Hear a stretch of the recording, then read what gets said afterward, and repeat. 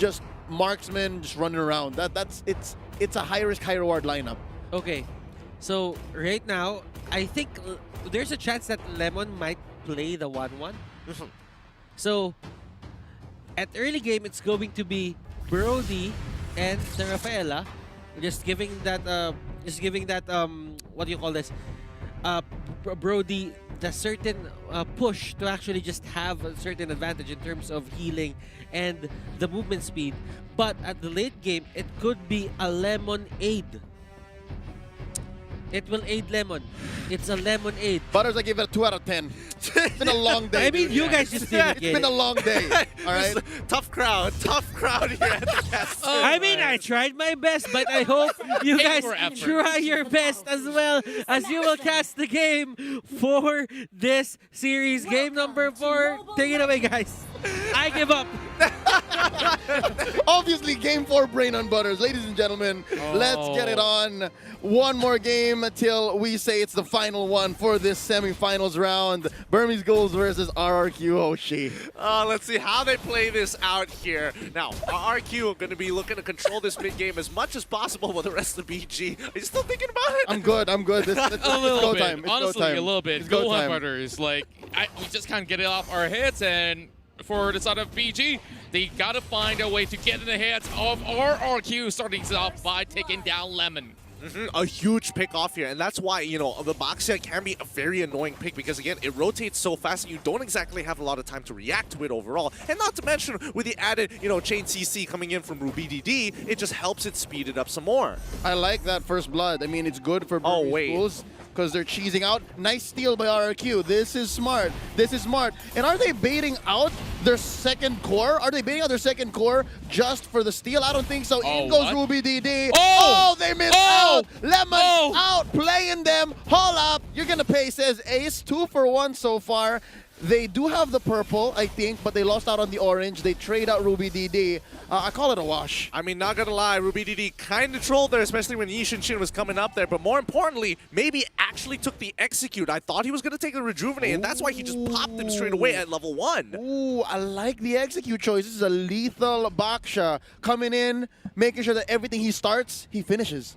Yeah, just like what he did on the Grok in the sort of way, you know, got to play it a little bit more offensively, but I just missed a little bit of a glimpse of that.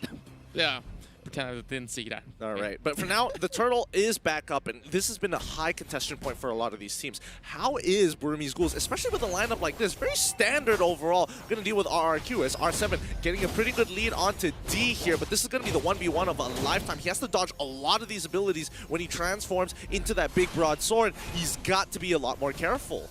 Nice Cyclone Eye steal here by Kid. And I guess Burmese Ghouls is just of the mind of, you took our orange, let us take most of the things in your jungle that we can take safely right now. Starting up this turtle, nice vision being set in here by Ace. Mountain Shocker. Oh, they know that all 4 or 5 are here. Oh, they will be able to get the turtle, though. Psycho's chasing right in for Kid, but you can definitely see maybe he's dropping really low. The rest of RRQ, they're focusing their attention on towards D. He might fall, and oh my goodness, look at the damage coming out of Albert as they will be securing 2. But in exchange, of course, a little bit of a back and forth, but still looking pretty hot coming from RRQ. Ooh, maybe here with the concussive blast dealing a little bit more damage, and Ace can't finish the job. Maybe his execute is off of cooldown. Interesting how they didn't get anything at that. I mean, again, execute works in a very particular... R7. He was willing to trade. He wanted to go for the double kill, and now Psycho has to sit under the turret to protect the cell. He 1,000-pounder out of there. And now, I mean, 2 for 1 trade. Regardless, RRQ very happy with the situation, but now D wants to get the kill. Ah, no! Oh man, this is a full-blown Rumble Royale in such a way, and you can definitely see up top, it's going to be Lemon. It's going to be having the Aegis for himself, and Albert has arrived and torn him apart. All memories all washed up. I mean, if they give it enough time, Burmese Ghouls is going to slowly fall off, especially when in the likes of having Brody and Wan Wan in that position. However, I will say that Burmese Ghouls have a lot of utility in their composition. Oh, yeah. Oh yeah, for sure. Psycho here gonna go ahead and retreat. Close one. That's gonna be a takedown by Ace underneath their own turret. I wonder where the trade-off's gonna happen. Yeah, RRQ HOSHI going for that top lane. Both marksmen getting quite a chunk of damage in. The first to take it down. Open artery in mid. Vin from the back lines. Nice jump in by R7. Maybe steals. The Cyclone Eye bumps right in to Vin. That was really dangerous here. You could definitely see Vin, although he's low, he's trying to pull it back, and it's gonna be it. R7 will be able to find that pickup here, and D running for his life. He's trying to turn this one around, but how long can he just survive as R7 goes in for another? It's a 4-1 on R7's side. I'm so very confused here. Why did, I mean, maybe he decides to turn around with the Cyclone Eye, but again, what was the Burmese Ghouls trying to do? Were they trying to buy a lot of time so that you could get the push and break the shield off down bot lane, or were they trying to go for the invade and steal away a couple of camps? Not entirely sure, but they didn't get that return of investment that I was looking for. Yeah, if anything, that was a masterful outplay. A team fight orchestrated over the span of what, 20-30 seconds by RRQ HOSHI. They won overall. They won. That was their call. Oh, RubyDD getting a good hit onto Lemon, but again, only 50% of his life goes down, and the rest of the Burmese Ghouls want to say hi. And Psycho now being stuck in a rock the hard place. As you can definitely see, Lemon has already gone down, and Psycho makes it out alive, giving the turret away to Burmese Skull. At least this exchange is favorable for the side of BG, as they're hoping to catch even more out of that, but maybe stuck in between the pit is really able to jump over the wall. So RRQ HOSHI, yeah, they're still having very slight leads at the moment. I mean, they're getting some good pushes here and there across the map, but again, pretty 50-50 overall. The gold, relatively the same, 2 objectives each. The only real difference is that RRQ have been able to get a little bit more turtles in comparison to the Burmese Ghouls. And at the end of the day, it does come down to the fight. Ooh, RubyDD forcing out the flicker out of him. This is important because RubyDD, once he scales up and gets into that backline, if he gets a huge flowing blood with that blood ode, he can just start chunking out a lot of these squishier targets. That's what's interesting about both lineups. They have quite the insurance policy. Both can scale pretty well, but it looks like RRQ HOSHI just wants to get there first. And so far, mission accomplished. They're ahead by about 2,000 gold, give or take.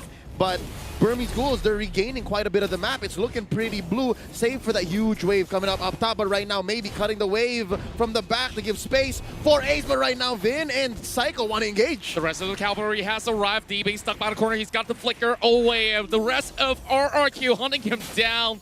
And Burmese Ghouls will have to give up D. And oh!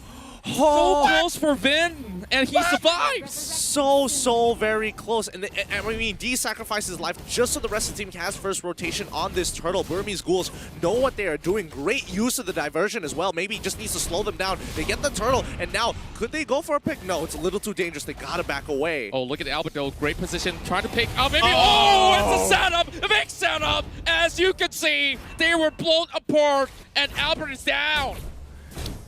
We need to see the items. How far is RubyDD in this game? Oh boy, let's pull it up.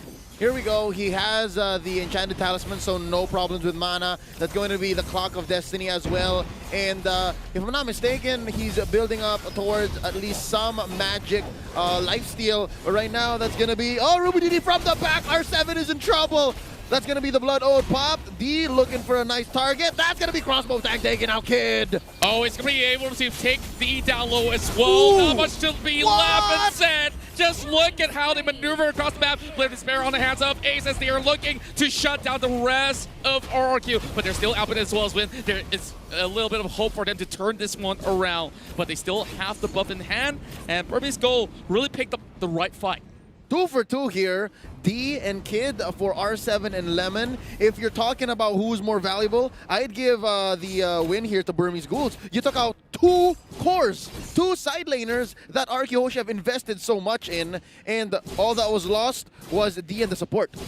Yeah, I would agree on that trade as well. And the Burmese Ghouls honestly just evening out the gold against RRQ HOSHI here, where both sides, it's really going to come down to when the Lord is coming up real soon, and really who is going to be winning these fights. I mean, mean, Burmese Ghouls have been so disciplined with the way they take their fights. They won't go without an advantage. Small skirmishes over on towards Psycho. You don't want to be on that Akai this position. The rest of BG, it will be pretty tough to break out of that Hurricane dance. Now, Mounty Shocker reveals the rest of RRQ. A little bit of 1v1 action going on, but you know, Lemon has to back away. This is not where he should push his advantages all the way towards BG side, and there goes Lord on the 9th minute. We can see Wings on the side of D as he gets more beefier. Yeah, I think real quick, while we're waiting for this first Lord take to happen, a lot of the reasons why players get away with like 1 HP and then just live is because they're so good at juggling defensive item now. It's part of the meta game. And right now, they're jockeying for position. Burmese Ghouls have already started ace on the Lord. I'm not too sure if RQ knows about this, and speaking of which, they are already having Psycho being caught in between, and a great wall of defense just to gatekeep the rest of RQ from even marching anywhere close. But R7 is coming within towards the middle side. He's trying to disturb this Lapu, but you know, not exactly the ones that he's been looking for. Somebody just has to push up too far. Falling Star Moon on the wave. RRQ want to have full mid control so they can sink their feet really deep in towards this Lord side and start pulling up their trenches so that when Burmese Ghouls do decide to push on through, they can take full advantage of it. But look, top side as well. They're getting a push. Oh, wait! Maybe getting caught out right now. The Hurricane Dance will push him all the way towards the back. As you can see, D coming in response, trying to hunt out where exactly Albert is. But just look at his health being chunked out away. Maybe it will eventually fall to the hands of Lemon. As you can already see, they're focusing on towards Albert instead, putting every resources that they have, and they have managed to shut him down. While BG, they might just be able to close out a few members, but just look at Psycho as well as Lemon. They're dropping real low. Ruby DT, he's putting so much of the hard work, and he might just be able to catch them down. It's a 3-for-2 exchange now in favor of the side of RQ, but they have to back away. It's Ace and D taken down. It's Kid, Ruby DD surviving 3 for 3 right now, and neither walk away with a free Lord, neither get much movement on the map. It's because these fights are lasting longer than either are comfortable with. And now that's R7 pushing away Kid. He might even get the kill. Oh, he does! He does! R7 does the unthinkable in the face of Maybe, and here comes Lemon. Wow, RQ, HOSHI's so fast on the takeback. Unbelievable, he's extending so far up ahead. You did not expect this Esmeralda to be up in your face. Yeah, they got to push on even further, and R7 once again onto Ruby DD, who's clearing up the waves, and again, Lord is up. Flowing Blood is going to put him into safety, but the rest of the Burmese Ghouls, they're just getting ready to start another fight, and it's still even on both sides. Psycho jumping right in, zoning out the at the moment. Well, maybe he tries to go in for the face check. Lemon is already getting himself pretty much pinning him off, but just look at R7. He's having that big fat shield, but Ruby DD comes in from the back, hoping to actually get a catch, but maybe he's dropping real low, and this is not looking all too good for Burmese Ghouls. They get caught out, and the Blood O has been popped. He can only last for so long, but just look at the back though. R7 almost takes down Ace. Tough all across the board. They managed to get the pick with nothing in return, and Burmese Ghouls finally they're slowly losing the lead here, but in terms of gold, not that big of a deal, but they lose a lot of position, especially with that Lord, and the question is, how far ahead is RRQ going to get with this upcoming Lord push? It's enhanced, by the way. Now R7 caught out here by 4. There's a lot of damage coming out there. Maybe gets the job done, but at what cost? There is a huge wave coming in from bottom, being taken care of by Lemon. Lord marching up top with enhanced minions, mind you. Oh, I think the Burmese Ghouls need to make the most of the gold they've gotten real quick. Let's check the items onto Ace. That's going to be the Bladed Spare. Endless Battle, I think he's looking for Queen's Wings right after. D has that casual Dreadnought armor. Queen's Wings as well, and the Bloodlust Axe. Oh, I think he needs more damage. D needs a lot more damage here. It's not enough. Yeah, we definitely see it's pretty evident, and just look at how they need to expend so many resources just to take down R7 has gone to be a huge factor of RQ's current lead. So they should be able to shred this Lord down to less than 50%, but RQ, they're looking to find a pick off, and now Albert is being chunked down. This is not looking all too good, and Blood O has been used out there. They've been able to catch out the Brody, and things are not looking any all too well for the side of RRQ. Burmese Ghouls calls in for the small victories. Oh boy, and just looking at the situation, it's unfortunate. Somebody needs to really take care of Albert to peel a lot of these, backline divers away, especially Ruby DD, who has no problem absorbing the damage because he's just going to heal it back up. So, again, they need to start thinking about getting some heal reduction. And more important to R7, he needs to be able to get a good chunk and be a part of the fight. Yep, and here we go. 3v1. R7 is just being chased by a crowd. Can Psycho save him? He's going to jump in. Oh, that's going to be Vin joining the fight. Ladies and gentlemen, this is M2 Action game number 4. Here we go. Oh, there's 3 fights happening at the same time. Yeah, they are dispersing all across the map. Beautiful Morgan dance, and they might just be able to catch out maybe as he just slides off. And this is so tough to actually pick up. It's still lasting on towards this fight, and they finally found a way to remove this Loyi. Doesn't feel good, man. You trade Vin for Ace and Kid.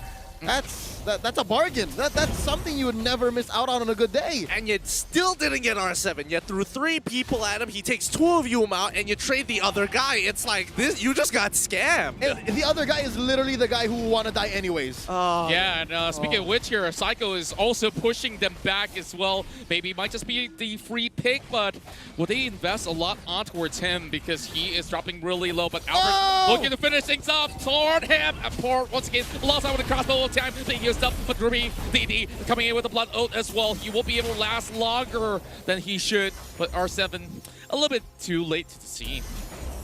This is too even of a fight. Unfortunately, RRQ only get that 3K gold lead, ever so slightly 3K rounded up. But Burmese Ghouls at 42, I mean, a lot of these fights aren't decided by them. Most of the times, every time they have made a play, RRQ take a really defensive stance, and they are really good at defending the aggression coming in for Burmese Ghouls. And RRQ, the only time they get aggressive is when they get a pick on the Burmese Ghouls. And that's why the fight seems so orchestrated by RRQ HOSHI. They're the ones who dictate, and there's the ones who say it's over, or you can keep going. And even if they do lose trades, it's actually all right. So here's what I'm wondering. Why can't Kid use diversion as good as Vin did in game number 3? It's interesting because this is what you should do, right? Like, try to bring 1 or 2 folks into the backline and take out Albert, but instead they're just walking into R7 and Psycho. Yeah, it's of course much more easily executed when you do have a Sylvana. Now they don't really have that. So if you're expanding a lot of all these frontliners all the way up top, it's going to be a catch coming in from RRQ as we will have to hold that compensation. Crossbow tank, as you can definitely see, Kid managing to survive that sort of aggressive pull from the side of RRQ, but they do get this floor for free. Alright, wait, look on top side here. As you can see, D is getting a really good tier 2 push here, and he should be able to take it with no problem. Oh yeah, but Gideon, are you not taking this as signs of despair, right? Like, there's nothing else they can do on the map. They can't contest Lord. They can't fight RRQ HOSHI front on anymore, so they're just like, okay, we'll take what we can elsewhere and just keep running away. I'm sensing that Burmese Ghouls have chosen to turn the other cheek. They're on the back foot right now. How long will it take before they're back on track to setting the pace? Here we go. Check this out. Wind of Nature onto Ace, as well as an endless battle last time we checked. He's looking better now. D just picked up the ancient... that's the ancient Cuirass, I believe? Yeah, the anti-Cuirass. Anti-Cuirass, there you go. They're both old. They're both old. So, that being said, he's going to be all right against Lemon. He's going to be all right against Albert. But if R7 gets a beat on this Lapu-Lapu, it's going to be tough. Honestly, this Lord push is going to be a make it or break it for the Burmese Ghouls. It's either they defend it and then scale back up, or it's just going to be over. Last call for a dive coming in with Psycho already hopping out, trying to look for the perfect Hurricane dance. And speaking of which, you can definitely see D trying to go all the way towards the back line.